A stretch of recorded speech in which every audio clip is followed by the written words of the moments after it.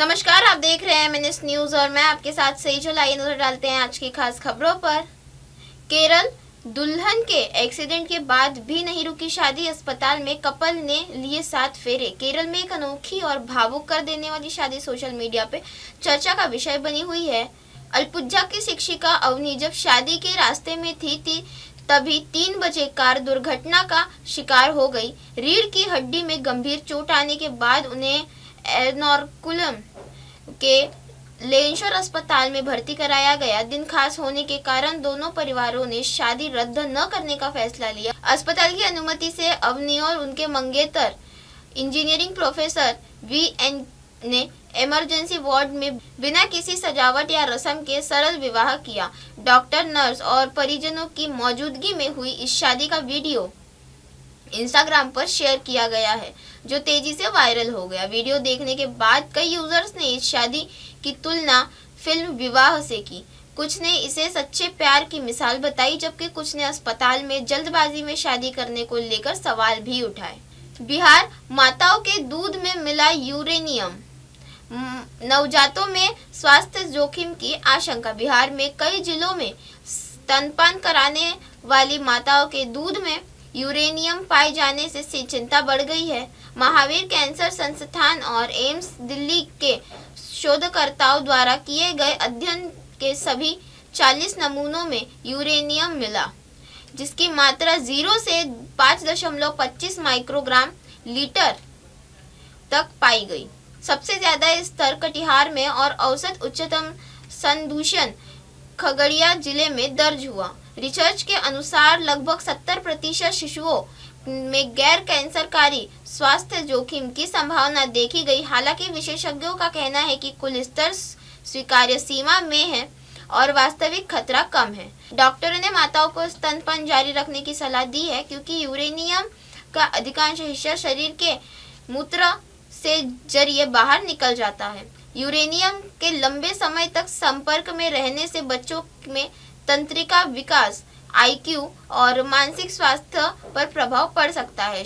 शोधकर्ता अन्य राज्यों में भी भारी धातुओं और प्रदूषणों का परीक्षण करेंगे। WHO पेयजल में यूरेनियम की सीमा 30 माइक्रोग्राम प्रति लीटर तय करता है, जबकि भारत में 151 जिलों में भूजल संदूषण की सूचना मिल चुकी है। महाराष्ट्र पर्यावरण मंत्री पंकज मुंडे के पीए की पत्नी ने की आत्महत्या। 10 महीने पहले हुई थी शादी, जांच शुरू।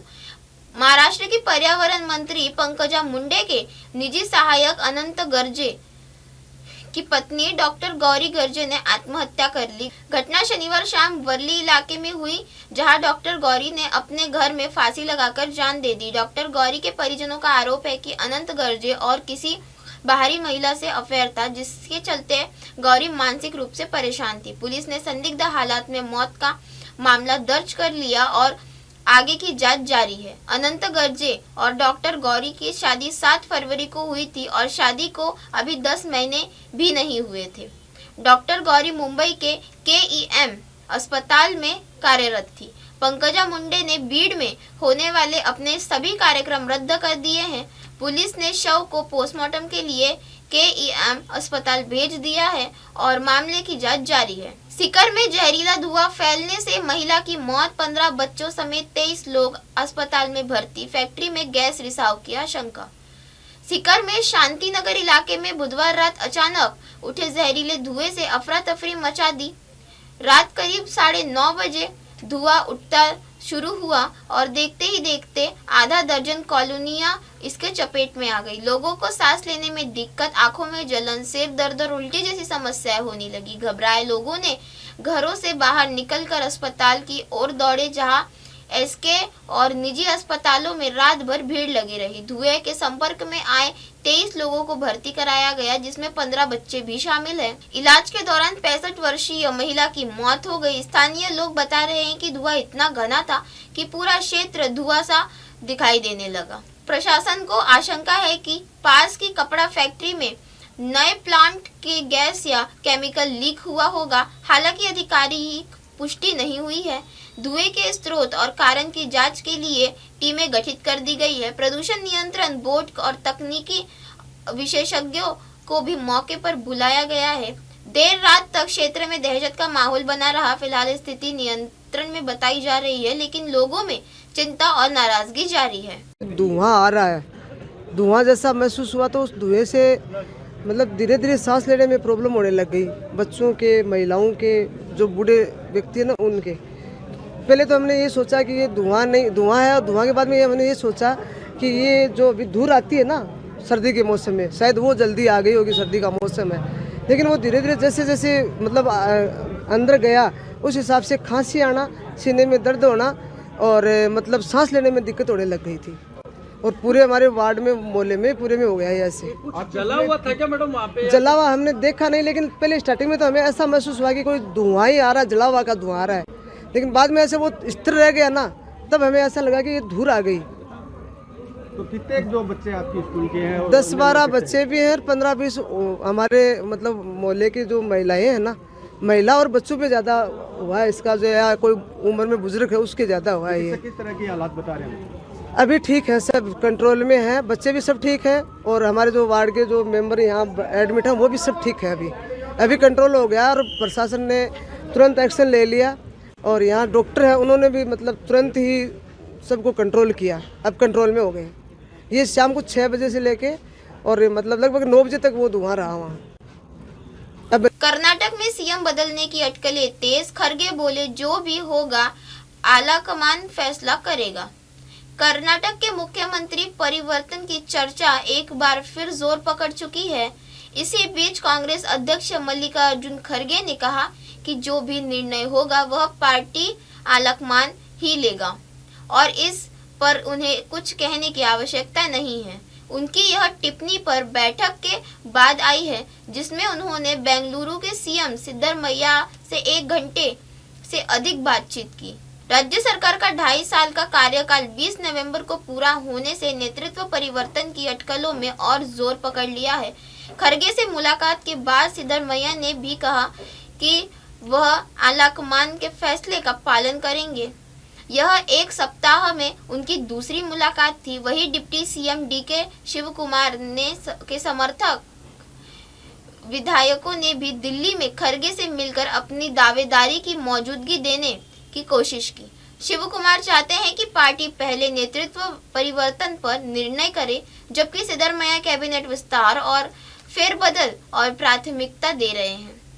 पार्टी सूत्रों का कहना है कि अगर आलाकमान कैबिनेट विस्तार को मंजूरी देता है तो इससे संकेत मिल सकता है कि सिद्धरमैया अपना कार्यकाल पूरा करेंगे, जिससे शिवकुमार की दावेदारी कमजोर हो सकती है। दोनों नेताओं के बीच एक खींचतान मई 2023 में सरकार बनने के बाद से जारी है। अगली खबर, अयोध्या में राम मंदिर के शिखर पर ध्वजारोहण करेंगे पीएम मोदी। 7,000 से अधिक अतिथि होंगे शामिल, सुरक्षा के कड़े इंतजाम। अयोध्या में 25 नवंबर को होने वाले भव्य ध्वजारोहण कार्यक्रम की तैयारियां पूरी हो चुकी हैं, जिसमें प्रधानमंत्री नरेंद्र मोदी राम मंदिर के शिखर पर विशेष केसरिया ध्वज फहराएंगे। यह ध्वज 22 फुट लंबा और 11 फुट चौड़ा, जिसमें सूर्य देव, कोविदार वृक्ष और ओम के चिन्ह बने हैं। ध्वज को मशीन की मदद से 191 फुट की ऊंचाई तक ले जाया जाएगा, जबकि ध्वजारोहण अभिजीत मुहूर्त में होगा। इसी दौरान शंख ध्वनि और पुष्प वर्षा भी की जाएगी। कार्यक्रम में संघ प्रमुख मोहन भागवत, सीएम योगी आदित्यनाथ, राज्यपाल आनंदीबेन पटेल समेत 7,000 से ज्यादा अतिथि मौजूद होंगे। परकोटा में बने 6 अन्य मंदिरों शिव, गणेश, सूर्यदेव, हनुमान, मां भगवती और माता अन्नपूर्णा में भी ध्वजारोहण होगा। सुरक्षा के लिए अयोध्या को अवैध किले में तब्दील कर दिया गया है। एसपीजी, एनएसजी, सीआरपीएफ, आईबी और यूपी पुलिस की तैनाती की गई है। पूरे शहर में 15,000 सीसीटीवी कैमरे लगाए गए हैं, जबकि कार्यक्रम स्थल को येलो जोन घोषित कर 450 कैमरों से मॉनिटरिंग की जा रही है।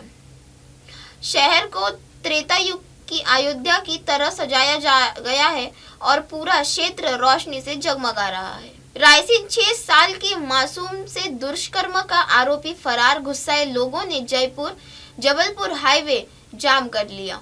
मध्य प्रदेश के रायसेन जिले में 6 वर्षीय मासूम से दुष्कर्म का आरोपी सलमान तीसरे दिन भी फरार है, जिसमें विरोध में स्थानीय लोग और हिंदू संगठनों ने जयपुर जबलपुर हाईवे जाम कर जोरदार प्रदर्शन किया। यह घटना शुक्रवार को औबेदुल्लागंज में हुई थी।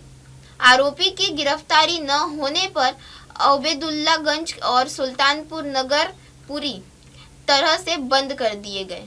पुलिस ने आरोपी को पकड़ने के लिए 8-10 टीमें गठित की है, जो गोहरगंज, औबेदुल्लागंज, सतलापुर और सीहोर जिले पर सर्च ऑपरेशन चला रही है। जंगलों में ड्रोन से तलाश की जा रही है, जबकि शहर और ग्रामीण क्षेत्रों में लगे सीसीटीवी फुटेज खंगाले जा रहे हैं। होटल, ढाबों और वर्कशॉप पर भी आरोपी की तस्वीर दिखाकर पूछताछ की जा रही है। आरोपी सलमान पर 10,000 रुपए का इनाम घोषित किया गया है और पुलिस ने उसके पोस्टर सार्वजनिक जगहों पर लगाए हैं। विरोध में कई बाजार बंद रहे और लोगों ने आरोपी के एनकाउंटर से लेकर सख्त सजा की मांग की है। अगली खबर, बैतूल जिला अस्पताल में आग, मरीज सुरक्षित, कर्मचारियों ने समय रहते काबू पाया। मध्य प्रदेश के बैतूल जिला अस्पताल में रविवार सुबह स्टोर रूम में आग लगने से अफरा तफरी मच गई। शॉर्ट सर्किट के कारण लगी आग पर कर्मचारियों ने तुरंत बिजली सप्लाई बंद कर अग्निशामक यंत्रों की मदद से करीब 10 मिनट में काबू पा लिया। घटना के दौरान महिला वार्ड और बाल वार्ड में मरीजों को एहतियात सुरक्षित स्थानों पर शिफ्ट किया गया। अस्पताल के civil surgeon doctor Rupesh Padmakar और आरएमओ डॉक्टर रानू वर्मा तुरंत मौके पर पहुंचे और स्थिति का जायजा लिया। आग पूरी तरह बुझने के बाद मरीजों को वापस वार्ड में भेजने की प्रक्रिया शुरू की गई। समय पर ही की गई कार्रवाई से बड़ा हादसा टल गया। इससे पहले गोरखपुर में गीड़ा सेक्टर स्थित रुंगटा इंडस्ट्रीज में लगी भीषण आग पर भी 25 घंटे की मशक्कत के बाद काबू पाया गया था। पीएम में बड़वानी में कट्टा फैक्ट्री का भांडाफोड़, पूरे इलाके में पकड़े 36 तस्कर। मध्य प्रदेश के बड़वानी जिले में चल रहे बड़े इंटरस्टेट अवैध हथियार रैकेट का पुणे पुलिस ने भांडाफोड़ किया। उमरटी गांव में ऑपरेट हो रही इस यूनिट्स पर एमपी और पुणे पुलिस ने संयुक्त कार्रवाई करते हुए 36 तस्करों को हिरासत में लिया। पुलिस ने मौके से भारी मात्रा में पिस्तौल और अन्य हथियार जब्त किए, साथ ही अवैध हथियार बनाने वाली करीब 25 भट्टियों को नष्ट कर दिया। जांच के दौरान पता चला कि पिछले 3 हफ्तों में बड़ी संख्या में हथियार पुणे भेजे गए थे। पुणे के संयुक्त पुलिस आयुक्त रंजन कुमार शर्मा ने के अनुसार एयरपोर्ट और कालीपटल थाने के मामलों की जांच में इन अवैध यूनिट्स की जानकारी मिली थी। इसके बाद 105 पुलिस कर्मियों की टीम की करीब 500 किलोमीटर दूर जाकर यह कार्रवाई की। पुलिस अब सप्लाई चेन और रैकेट के किंगपिन की तलाश में जुटी है। अगली खबर, बदायूं में आसमान में गिरा 20 किलो पर का टुकड़ा, ईंट भट्टे पर हड़कंप, प्रशासन जांच में जुटा। यूपी के बदायूं जिले में बिलसी थाना क्षेत्र के दीननगर शेखपुर में उस समय हड़कंप मच गया जब ईंट भट्टे पर करीब 20-25 किलो वजनी बर्फ का बड़ा टुकड़ा अचानक आसमान से गिर पड़ा। प्रत्यक्षदर्शी मजदूरों के मुताबिक यह किसी विशाल ओले जैसा दिख रहा था और जमीन पर गिरते ही चकनाचूर हो गया। हादसे के समय मजदूर ईंट थोप रहे थे और बाल बाल बच गए। किसी के घायल होने की सूचना नहीं है। घटना की खबर मिलते ही स्थानीय प्रशासन हरकत में आया और पुलिस टीम को मौके पर भेजा गया। बिलसी एसडीएम प्रेमपाल सिंह ने बताया कि मामले की जांच की जा रही है ताकि पता लगाया जा सके कि यह प्राकृतिक घटना थी या किसी अन्य स्रोत से बर्फ नीचे गिरा। अचानक हुए धमाके में बर्फ गिरने की खबर से आसपास के ग्रामीणों की भीड़ मौके पर जुट गई। यादव, सोमेंद्र यादव। क्या हुआ था भैया? भैया बर्फ ऊपर से आई थी आसमान से और फड़ में गिरी थी। बच्चे काम कर रहे थे, हम भी खड़े थे फड़ में। कितनी बड़ी थी? काफी बड़ी थी, कम से कम 20 किलो के आसपास। लगी तो नहीं किसी के? बच गए। इसी के साथ बने रहे देश और दुनिया की तमाम खबरों के साथ और देखते रहे MNS न्यूज। नमस्कार, मैं हूँ पूर्वा गोखले और आप मुझे देख रहे हैं सिर्फ MNS न्यूज पे। आप देख रहे हैं MNS न्यूज, सच जरूर।